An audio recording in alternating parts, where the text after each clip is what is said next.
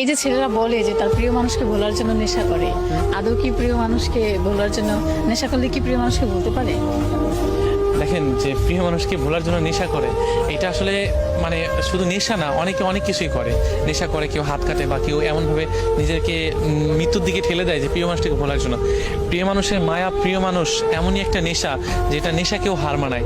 আপনি বলবেন যে কেউ সিগারেট খাচ্ছে, কেউ নেশা করছে, কেউ আরও আদার্স যে কাজগুলো সেগুলো করছে, হ্যাঁ, তাদেরকে কখনোই ভোলা যায় না। প্রিয় মানুষকে ভোলার জন্য যদি বলেন যে নেশা বা আদার সাইড যে নেশাগুলো বলেন, ওগুলা করে কখনোই প্রিয় মানুষকে ভোলা যায় না।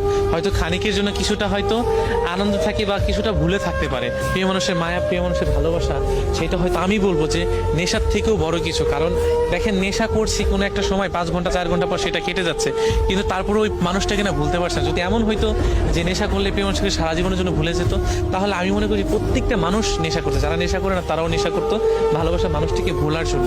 আর আরেকটা বিষয় হচ্ছে কি,